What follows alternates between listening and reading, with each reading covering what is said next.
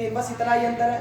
बाकी समाकलन करके एकदम सेम फिक्स पैटर्न वही लिमिट रखना है, ठीक है। हर बार t 0 से t तक तो a0 से at तक, तो हर बार डेरिवेशन करेंगे तो देखो अभी द्वितीय कोटि के लिए ये प्राप्त हुआ।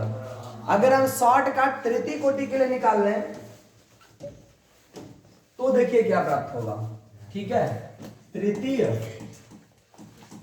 तृतीय गलत लिखा है ना? यस। अब अभी भी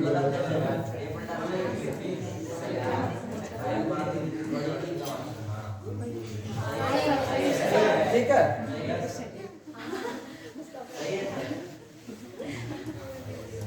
तृतीय कोटि की परिभाषा कुछ नहीं, डायरेक्ट देखो डेरिवेशन करना है। तृतीय कोटि के अभिक्रिया में r is directly proportional to a power 3 होगा। अगर आप डेरिवेशन करेंगे फाइनली तो ताक्षणिक वेग और इसका प्रायोगिक वेग दोनों क्या होंगे? बराबर। तो उसमें आप लिखेंगे minus dA by dt equal to k a cube, ये आएगा minus dA upon a cube बराबर k इंटू dt। समाकलन जब करेंगे तो ये माइनस समाकलन करेंगे dA अपान, देखो ये a क्यूब को भेज देंगे ऊपर तो क्या हो जाएगा? a power minus 3 dA a0 से at तक। ऐसे इधर जब समाकलन करेंगे तो k बाहर आ जाएगा 0 से t तक और ये केवल dt का होगा। तो यहाँ पर हो जाएगा देखो माइनस और नीचे आ जाएगा बटे में -2, ऊपर आ जाएगा a माइनस 2, सही ना। और ऊपर हो जाएगा at, नीचे हो जाएगा a बराबर, यहाँ सीधे k हो जाएगा t, एक बार 0 हो जाएगा, एक बार t, ठीक है ना। ये कैसे हुआ भाई? तो a के घाते -3 है, समाकलन करने पर घात में भी 1 जुड़ता है, वही बटा में रहता है। तो a के घाते -3 प्लस 1 बटे -3 प्लस 1, ये करेंगे ना तो आएगा a पावर -2 बटे -2। ये -2 को बाहर भेजेंगे, माइनस माइनस हो जाएगा प्लस, तो आ जाएगा 1/2, इसको मैंने कर दिया बाहर, सही है। और यहाँ पे आ जाएगा एक बार at रखेंगे तो at power -2 minus a0 power -2 बराबर k इंटू t, सही है। तो इसको जस्ट आगे जब हम बनाएंगे तो ये बनेगा क्या चीज? k बराबर 1/2 इंटू टी, के बराबर 1/t को भेजेंगे नीचे तो 2t हो जाएगा। और ये जो a के पावर पावर -2 है, इसको हम ऐसे लिख सकते हैं 1/at का स्क्वायर माइनस 1/a0 का स्क्वायर। यही है तृतीय कोटि अभिक्रिया के लिए समाकलित वेग समीकरण। अगर अर्धआयु निकालें तो t हाफ क्या होगा? तो ध्यान समझिए, अर्धआयु का मतलब होता है कि a0 तो a0 ही रहेगा, लेकिन at क्या हो जाएगा? a0/2 हो जाएगा। तो यहाँ k बराबर, जब t हाफ निकालेंगे तो t चला जाएगा ऊपर, क्या आ जाएगा? नीचे, ये जाएगा 1/2k, सही ना। ये तो रहेगा ही रहेगा। यहाँ पे क्या हो जाएगा? देखिए इसके जगह पे लिखेंगे a0/2 का स्क्वायर, तो 2 का स्क्वायर 4, a0 का a0 स्क्वायर, तो 4 चला जाएगा ऊपर, 4 में से 1 गया 4 अपान a0 का स्क्वायर, ठीक है। तो ओवरऑल t हाफ बनेगा 3, 4 में से 1 गया, हमको घटाना नहीं आता है, 4 में से 1 गया, कितना बचेगा? 3, ठीक है। 3/a0 का स्क्वायर, ये आया आपका n कोटि के लिए t हाफ। अच्छा, इसको सॉल्व कर लेंगे तो कोई मतलब नहीं है सॉल्व करने, तृतीय कोटि के लिए t हाफ बराबर, यहाँ मल्टीप्लाई करेंगे 3/2 के इंटू a0 का स्क्वायर, ठीक है। ये तृतीय कोटि के लिए। अगर ऐसे डेरिवेशन करेंगे तो n कोटि के लिए भी निकल जाएगा, कौन सी बड़ी बात। n कोटि रखेंगे तो यहाँ a पावर क्या करेंगे?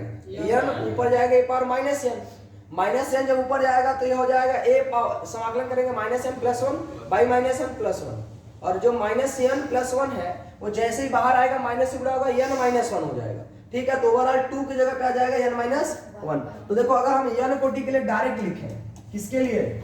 n कोटि के लिए, तो डायरेक्ट हम क्या लिख सकते हैं? ध्यान समझिए, k को k रहने देते हैं, 1/2 की जगह पे हम लिख सकते हैं n-1 इंटू t, सही है। और ये हो जाएगा 1/at, देखो 2 है ना, घात एक तो घट रहा है हर बार, तो यहाँ भी आ जाएगा n-1, ठीक। और -1/a0, इसके पार भी आ जाएगा n-, यही आपका समाकलित वेग समीकरण n कोटि के लिए। ठीक है, अगर हम t हाफ निकालें n कोटि के लिए तो ध्यान समझिए, n कोटि के लिए t हाफ निकालेंगे तो क्या कहेंगे, तो देखो यहाँ 3 है ना, इसको हम ऐसा बना लेते हैं 2 पावर n माइनस 1। जैसे अगर n का वैल्यू हम अगर 3 रखेंगे तो 2 के घाते 3 में से गया 2, तो 2 का स्क्वायर 4, 4 में से गया तो आएगा कि नहीं। अच्छा n बराबर अगर हम 2 रखें तो 2 के पावर 2 माइनस 1 यानी 1, तो 2 के पावर 1 यानी 2, 2 में से 1 गया 1, सही ना। y में क्या आएगा उसको ध्यान समझिए, यहाँ जो 2 है इसको हम लिख देते हैं n माइनस 1 इंटू के, सही ना। इसके बाद हो जाएगा a0 पावर n माइनस, अगर सर ऊपर वाले डायरेक्ट n लिख दे तो n लिख रहे हैं तो n ही रहेगा, इसमें क्या अंतर है, n कोटि है ना तो n के लिए n है। अगर आपको द्वितीय निकालना है तो n बराबर 2 रखो, तृतीय निकालना है तो n बराबर 3 रखो। अच्छा अगर हम n बराबर 3 रखेंगे इसमें तो पूरा ही आ जाएगा, सही ना। अगर n बराबर इसमें 3 रखेंगे तो k बराबर हो जाएगा 1/3 माइनस 1 2t आएगा कि नहीं।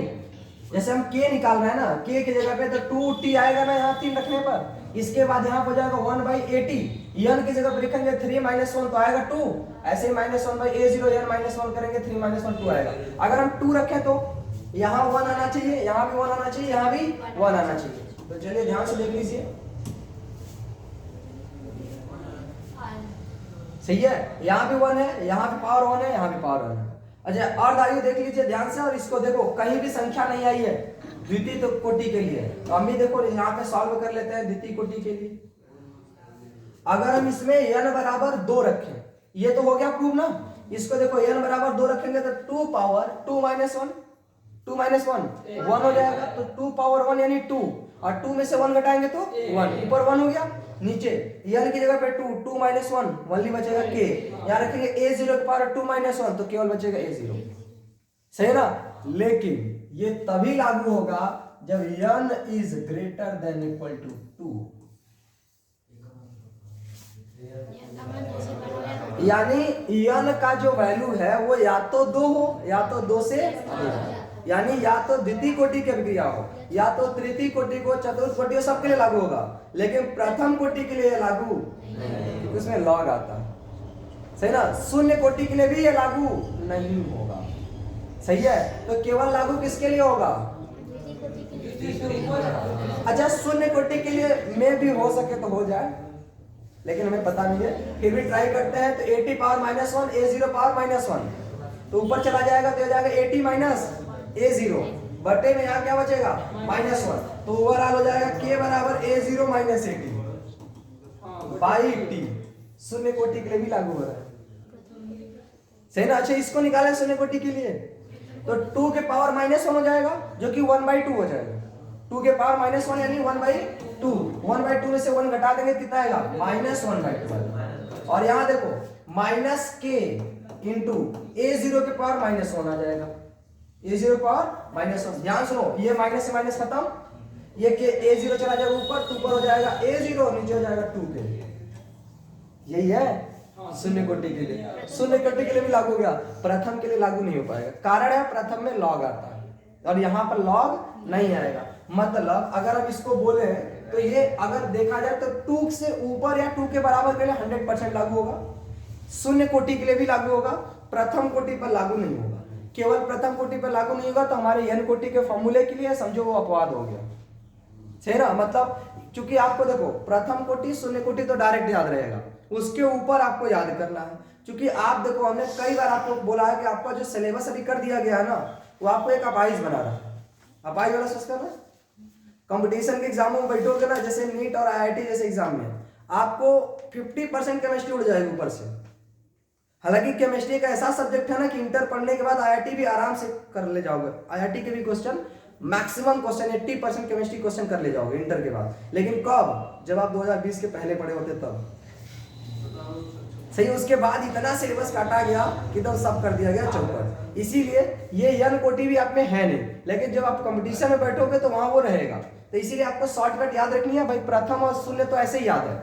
ये हो गया किसके लिए, 2 या 2 से अधिक के लिए। अब आप द्वितीय तृतीय चतुर्थ जब आपके सिलेबस में है नहीं तो याद करना मुश्किल है, इसलिए एक तो बस याद कर लो n कोटि के लिए, अब n का मान आप 2 रखो, 3 रखो, 4 रखो, 5 रखो, जितना रखोगे आता जाएगा। ठीक है, तो ये n कोटि के लिए हो गया समाकलित वेग समीकरण, और ये हो गया अर्धआयु। बड़ा खतरनाक है, लेकिन याद हो जाएगा। याद तो देखो हमको भी नहीं हुआ, लेकिन फिर भी ट्राई करते हैं। सही है, एक बार दोबारा से लिखते हैं, और आप सब भी ऐसे घर पे करेंगे। एक बार अपने नोट्स में लिखेंगे, कम से कम 2 से 3 बार अपने किसी अन्य कॉपी में लिखेंगे, लिख करके याद हो जाएगा। आप लोग कई बार याद करने का प्रयास करते हैं, सही है, लिखा किया करो। आपको पता है हम लोग एक बार पढ़ाते हैं, साल, 1.5 साल, 2 साल याद रहता है। आप लोग को क्यों नहीं याद रहता? क्योंकि हम लिख करके फिर बोलते हैं, फिर उसको समझाते हैं। लेकिन आप लोग केवल लिख करके अगर पन्ना उठा के पढ़े, खत्म, काम खत्म, याद हो गया। तो भाई जल्दी याद होगा तो जल्दी भूलोगे भी, इसलिए लिख करके याद किया करो। ठीक है, चलिए n कोटि के लिए अगर हम समाकलित वेग समीकरण लिखना चाहे तो हम बोलेंगे k बराबर 1 upon n minus 1 into t, फिर हो जाएगा 1 upon a t power n minus 1 minus 1 upon a zero power n minus. Very very very simple. सब जगह n माइनस 1 लगा जहां संख्या आने की संभावना है। जैसे यहाँ पर n माइनस 1 टी हो गया, यहाँ भी n माइनस 1, यहाँ भी n माइनस 1। लेकिन ये कब लागू होगा? जब n is greater than equal to 2। अब आपको लगेगा प्रथम के लिए नहीं लागू नहीं होगा, तो केवल हम डायरेक्ट बोल देते हैं कि प्रथम कोटि की अभिक्रिया के लिए अपवाद है। सही है, बाकी जीरो के लिए भी लागू होगा। ठीक, ऐसे अगर हम अर्ध आयु निकाले तो अर्ध आयु टी हाफ, तो हमने क्या बताया? टी हाफ बराबर क्या आएगा? ध्यान से सुनो, नीचे जो k आएगा k, उसके पहले आएगा क्या चीज? n minus 1। ठीक है, फिर आएगा a0, इसके पावर भी आएगा n माइनस, कोई दिक्कत? ऊपर आ जाएगा 2 के पावर n माइनस 1 माइनस, नहीं याद हुआ? एक बार फिर से, टी हाफ बराबर, देखो जहां पर k है उसके जस्ट पहले है n माइनस 1, फिर है k, फिर है a0, पावर में भी n माइनस 1। यहाँ तक दिक्कत इसलिए नहीं होनी चाहिए क्योंकि जो यहाँ है, जैसे अगर t को इधर भेज देंगे तो भी तो k यहाँ आएगा, n माइनस 1 होगा, और जो a होगा a, उसमें भी पावर में n माइनस 1 है, जो कि मैंने सेम सेम लिख दिया। क्योंकि कहीं भी प्रथम को जब भी अर्धायु निकालते हैं तो उसमें a0 ही आता है, at नहीं आता। ठीक है, आप चाहे शून्य कोटि का निकाले हो चाहे जो भी निकाले, प्रथम कोटि में तो a0 रहता ही नहीं। ठीक, अब ऊपर क्या आएगा? तो देखो ऊपर संख्या लाने के लिए हमने इस तरह से किया, 2 पावर n माइनस 1, फिर माइनस। ठीक है, 2 पावर n माइनस 1 का मतलब n का जो भी मान होगा वो 2 के पावर में सॉल्व होगा, और जितना भी आएगा उसमें से 1 घटाना। सही है, ये हो गया किसके लिए? अर्ध आयु। अब अगर जीवन काल की बात करते हैं तो क्यों ही निकाले, निकाल दो उसको भी। देखिए यहाँ पे ये है फॉर्मूला। अगर हमको कहना है ये कि नहीं अभिक्रिया क्या हो गई? कंप्लीट। तो अभिक्रिया कंप्लीट होने का मतलब यह है कि AT बराबर क्या हो जाएगा? 0। AT बराबर 80 बच नहीं करेगा, ये तो गड़बड़ लग रहा है, जाने तो जीवन काल से मतलब नहीं है। ठीक है, वैसे भी ये सब जो आपके सिलेबस में नहीं है, और आपको क्या लगता है प्रथम कोटि की अभिक्रिया खुद नहीं पूरी हो रही है, अनंत समय लग रहा है, तो उसके ऊपर वाली अभिक्रियाएं वो तो और धीमे होंगी, क्योंकि भाई शून्य ऑर्डर रिएक्शन सबसे फास्ट होगी, उसके बाद प्रथम, और वो सब जितने पीछे जाएंगे वो सब और रिएक्शन स्लो होंगी। तो आप ऐसे देखिए, अगर हम 80 बराबर 0 रखेंगे, 0 के पावर कुछ भी करेंगे 0 होगा, 0 को किसी संख्या में भाग देंगे इनफाइनाइट। सही है ना, तो पूरा अनंत आ जाएगा। इसीलिए केवल और केवल शून्य कोटि की अभिक्रियाएं ही लिमिट समय में पूरी होती है। प्रथम कोटि की अभिक्रिया पूरा होने में बहुत ज्यादा समय लगता है। ठीक है, हो सकता है उसकी गणना करते करते तब तक राम नाम सत्य। ठीक है भाई, तो यहां तक किसी को कोई दिक्कत है? अब ध्यान से हमारी बात सुन लीजिए। आपके जो सांद्रता पर निर्भरता था वो धीरे धीरे धीरे होता है समाप्त। हेडिंग जरा देखो, आप लोगों को एक बार लग रहा होगा ना कि हम लोग कहाँ पहुंचे, क्या पढ़ रहे हैं। सही है, देखिए जब हमें ग्राफ बताए थे, ग्राफ के जस्ट बाद में प्रभावित करने वाले कारक भी थे। सही है, ये अभिक्रिया के वेग को प्रभावित करने वाले कारक, मैंने कहा था ये सब तो सिंपल है। मेन पूरे चैप्टर में है सांद्रता, तो सांद्रता को प्रभावित करने वाले कारक में हम आए थे वेग नियम, वेग डेल्टा, वहीं से शुरू हो गई अभिक्रिया की कोटि, वेग स्थिरांक इत्यादि। तो अभिक्रिया की कोटि में शून्य कोटि की और प्रथम कोटि की अभिक्रिया मेन है, जो कि आपको समाकलित वेग समीकरण भी निकालना है। उसके जस्ट बाद हम गए तो इधर हमने बोला था मेन जब सांद्रता खत्म होगा तो किस पे आएगा? सही ना। तो अब किस पर निर्भरता आएगी? ताप पर। मतलब आपको लग रहा होगा कि नहीं हम लोग चैप्टर पढ़ रहे हो, कहीं ना कहीं प्रभावित करने वाले कारक में ही है। सही है। तो अब हम लोग क्या पढ़ेंगे? ताप पर निर्भरता। लेकिन ताप पर निर्भरता से पहले हम आपको एक हेडिंग पढ़ाएंगे जिसका नाम है क्या कहते हैं हेडिंग, देखो भाई उसके आगे तक क्या था? शून्य कोटि का कोई सिद्धांत है, सही ना? हेडिंग बोलो जरा।